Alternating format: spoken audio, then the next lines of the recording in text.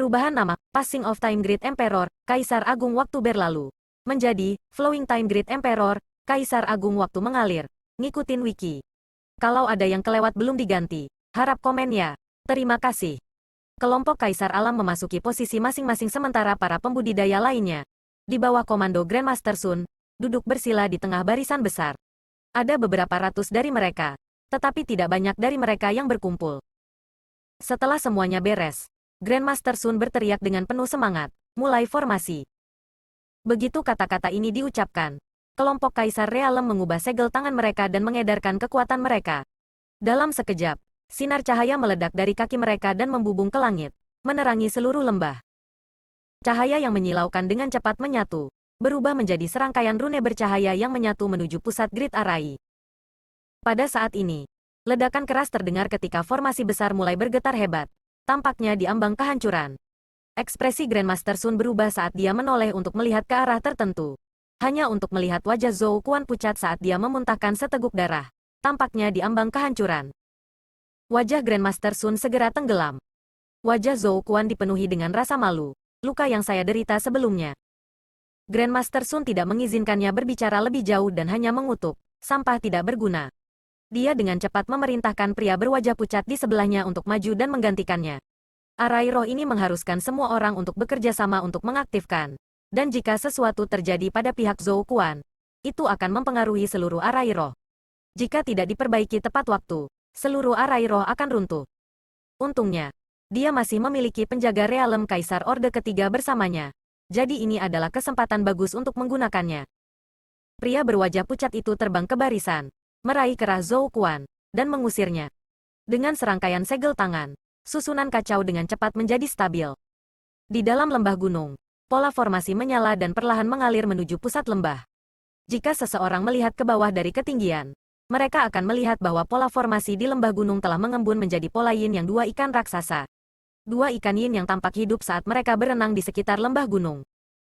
Sebuah sambaran petir melintas di langit dan seseorang muncul dari udara tipis bersamanya. Muncul di tengah barisan.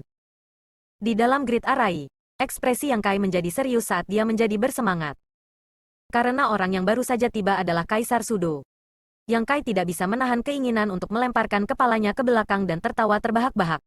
Dia telah menunggu di sini selama berhari-hari untuk ikan besar ini, bukan? Ketika Grandmaster Sun ingin mengatur formasi, Yang Kai mengira tebakannya salah, bahwa tidak ada ikan besar yang akan datang ke sini dan dia hampir membunuh mereka semua. Untungnya, dia telah menunggu lebih lama. Dari kelihatannya, memang ada ikan besar. Tetapi orang ini sangat berhati-hati dan seharusnya bersembunyi di bayang-bayang selama ini. Diam-diam mengukurnya, Yang Kai melihat bahwa orang ini mengenakan pakaian ilmiah, seperti seorang guru dari sekolah swasta dengan senyum rendah hati di wajahnya. Karakter seperti itu, bahkan jika mereka bertemu muka dengan muka, tidak ada yang akan mengira dia adalah anggota Demonic Heavenly Dao. Yang Kai tidak berani melihatnya terlalu lama dan dengan cepat menarik pandangannya. Setelah orang ini muncul, Grandmaster Sun segera membungkuk hormat. Salam, Raja Angin.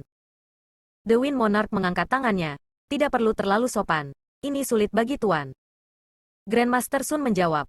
Merupakan kehormatan bagi Sun untuk dapat melayani Raja Angin. Bagaimana mungkin sulit? Wind Monarch mengangguk. Jelas sangat puas dengan penampilan Grandmaster Sun. Saat percakapan antara keduanya memasuki telinga Yang Kai segera memahami identitas orang ini. Dia baru kembali ke Star Boundary selama beberapa hari, jadi dia tidak tahu banyak tentang Demonic Heavenly Dao. Tetapi dari informasi terbatas yang dia kumpulkan, dia tahu bahwa Master Demonic Heavenly Dao adalah Kaisar Agung Bayangan Malam Kenye, dan Kenye memiliki 4 utusan Raja Agung di bawah komandonya, masing-masing memiliki kultivasi Kaisar Sudo. Pendatang baru itu adalah Kaisar Sudo. Dan Grandmaster Sun juga memanggilnya Raja Angin. Jadi jelas bahwa orang ini adalah salah satu dari 4 utusan Raja Besar di bawah Kenye. Kali ini, dia benar-benar menangkap ikan besar. Yang Kai menurunkan alisnya. Takut dia tidak akan bisa menyembunyikan kegembiraan di hatinya. Grandmaster Sun melanjutkan. Melapor ke Wind Monarch. Semuanya di sini telah disiapkan. Baik sekali, Raja Angin tersenyum ringan. Sekarang setelah masalah ini diselesaikan, Tuan harus memperhatikan jasa ini. Ketika kita kembali ke sisi Demonic Heavenly Dao Master, Raja ini pasti akan menghadiahimu. Wajah Grandmaster Sun bersinar saat dia menangkupkan tinjunya. Terima kasih banyak, Raja Angin. The Wind Monarch tidak mengatakan apa-apa lagi. malah meletakkan tangannya di depannya dengan ekspresi serius seolah-olah dia sedang memegang semacam benda suci. Tapi jelas tidak ada apa-apa di tangannya. Pada saat berikutnya, tulang putih muncul dari udara tipis. Tulang ini panjangnya lebih dari 1 kaki dan kedua ujungnya melengkung, membuatnya terlihat biasa-biasa saja. Itu bukan semacam harta langka, juga bukan sisa-sisa binatang buas yang aneh. Itu bahkan tidak memiliki sedikit pun kecerdasan. Namun, tulang ini diperlakukan seperti harta berharga oleh Raja Angin. Yang Kai tidak bisa menahan mengerutkan alisnya. Tidak tahu misteri macam apa yang tersembunyi di tulang ini. Jika dia tidak salah, tulang ini seharusnya tulang rusuk. Dan itu adalah tulang rusuk di bawah perut manusia. Dilihat dari warnanya, pemilik tulang rusuk ini pasti sudah meninggal bertahun-tahun yang lalu. Dia tidak tahu bagaimana tulang rusuk yang tampak biasa itu diawetkan. Setelah memanggil tulang rusuk putih, Raja Angin tiba-tiba mengangkat tangannya dan membantingnya ke bawah. Di bawahnya adalah ratusan murid Demonic Heavenly Dao duduk bersila dalam meditasi. Pada saat ini, semua pembudidaya ini sedang bermeditasi dengan mata tertutup. Jadi bagaimana mereka bisa membayangkan bahwa bencana akan tiba-tiba terjadi? Tetapi sekali lagi, orang-orang ini bahkan bukan penguasa realem kaisar. Jadi bahkan jika mereka tahu bahwa Raja Angin akan menyerang mereka, mereka mungkin tidak akan bisa melawan. Dengan satu serangan telapak tangan, embusan angin kencang bertiup dan tornado muncul, menyelimuti beberapa ratus orang di dalamnya. Dalam sekejap, tangisan menyedihkan terdengar. Di dalam Great Arai, wajah dari 20 atau lebih Master Emperor Realem semuanya berubah saat mereka menatap Wind Monarch dengan ngeri. Mereka jelas tidak tahu bahwa Raja Angin akan bertindak seperti itu. Orang-orang ini semua dibawa ke sini oleh mereka. Jadi jika Raja Angin bertindak sekarang, apakah dia juga akan membunuh mereka? Bahkan jika mereka telah jatuh ke dalam jalan iblis dan menjadi bagian dari Demonic Heavenly Dao, keterikatan mereka pada kehidupan tidak akan berubah. Dalam krisis hidup atau mati, semua orang hanya akan menganggap diri mereka sendiri. Grandmaster Sun berteriak dengan suara rendah. Semuanya, harap tenang. Jika Grand Arai terganggu, semua orang akan menderita serangan balasan. Selain itu, pengorbanan darah yang dibutuhkan oleh Raja Angin sudah cukup. Jadi kamu tidak perlu mengerahkan upaya apapun. Kamu hanya perlu mempertahankan Grand Arai. Begitu kata-kata ini diucapkan, terlepas dari apakah itu benar atau salah, para penguasa Kaisar Realem merasa sedikit lebih nyaman. Tetapi mereka tidak dapat menahan perasaan sedikit tidak senang tentang Grandmaster Sun yang menyembunyikan masalah ini. Yang lebih tidak menyenangkan adalah bahwa setelah arai besar ini diaktifkan, itu tidak dapat diganggu. Jika itu terputus secara paksa, semua orang akan menderita serangan balasan. Satu-satunya yang tetap tenang adalah Yang Kai, karena dia memiliki kualifikasi untuk bersaing dengan Raja Angin. Selain itu, arai besar ini benar-benar membutuhkan pengorbanan darah. Yang Kai sudah menebak ini sebelumnya, tetapi dia tidak bisa memastikannya. Sekarang Raja Angin telah melakukan ini. Itu tidak diragukan lagi mengkonfirmasi kecurigaannya. Di dalam tornado, jeritan hanya berlangsung selama beberapa napas sebelum berhenti. Meskipun ada beberapa ratus murid Demonic Heavenly Dao di depan Kaisar Sudo, semuanya mati dalam satu pukulan. Wind Monarch melambaikan tangannya dan celah kecil muncul di tornado yang berputar. Dari celah ini, sungai darah merah gelap perlahan mengalir keluar dan mengalir menuju tulang rusuk ini. Darah merembes ke tulang ini dan menghilang. Ini adalah pemandangan yang sangat aneh. Tulang itu jelas tidak memiliki sifat magis, tetapi mampu menelan darah segar bahkan tanpa mengubah warnanya. Ratusan orang telah terbunuh, tetapi di bawah bimbingan Raja Angin, darah mereka mengalir ke tulang rusuk ini. Perlahan, tulang rusuk mulai sedikit berubah. Di tulang rusuk, beberapa garis rumit muncul. Garis-garis ini tampaknya berada di tulang rusuk, tetapi tidak diketahui teknik misterius seperti apa yang digunakan untuk menampilkannya. Tetapi setelah disentuh oleh Raja Angin, itu terlihat jelas.